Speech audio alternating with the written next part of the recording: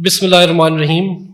I rise today not as a mere academic, but as a conscientious voice from Pakistan, a nation whose very lifeblood flows through the veins of the Indus.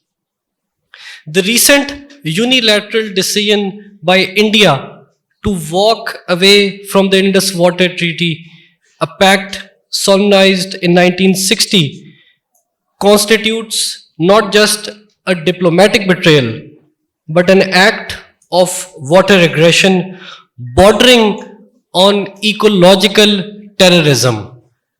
And this act we must all classify as water terrorism. It is not just merely walking away from a pact, we should all classify it as water terrorism.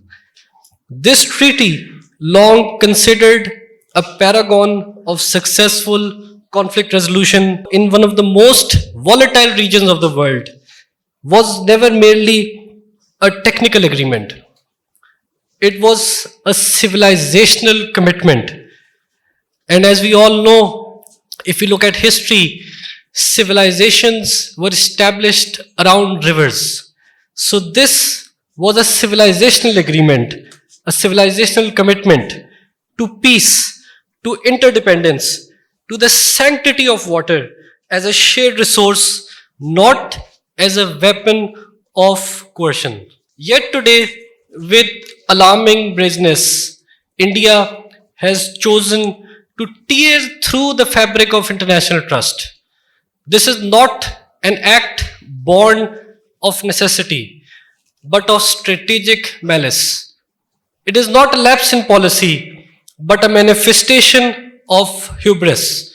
The same hubris that fuels illegal occupations, silences dissent in Kashmir, the world's largest open air prison. And now India seeks to throttle Pakistan's agricultural heartland by turning off the taps of the Indus.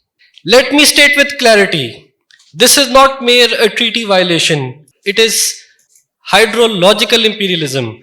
It is a siege laid with dams and diversions instead of tanks and troops. It is an attempt to rewrite the rules of the river by a state intoxicated with its own impunity. Such acts will not go unchallenged in the court of global conscience. Pakistan has displayed restraint, not weakness. Our forbearance should not be mistaken for capitulation. As a scholar of leadership and international norms, I urge global institutions, including the United Nations and the World Bank, to take immediate cognizance of this breach. If the sanctity of water agreements can be so brazenly discarded, what becomes of the broader international order? To our neighbors in India, let me offer a final solemn warning. History does not smile upon those who weaponize nature. I would like to repeat.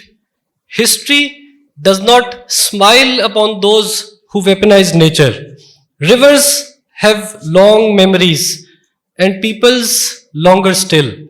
It is not too late to return to the table of diplomacy, but each passing day narrows the channels of trust. We shall defend our waters, our rights, and our future, not with recklessness, but with resolve, not with vengeance, but with vigilance, not through rhetoric, but through unwavering resistance to injustice in all its forms. The Indus shall flow, not just through the plains of Pakistan, but through the moral arteries of every just society. Thank you. I would also like to mention here that this initiative, this idea given by the Honorable Speaker, Malik Muhammad Ahmed Khan Sahab, he called me last week and it was him who has this realization that we need to come together. It's such a big issue and we, the academia, we need to sit with people in public policy. We need to create awareness about this issue. We need to sit with people who are experts, do a dialogue on the topic, and then create a resolution, draft resolution, and sign it on behalf of the multiple various factions of our society. And we need to stand up against this aggression done by India. Thank you so very much, and I hope you all will enjoy and learn from today's sessions. Jazakallah.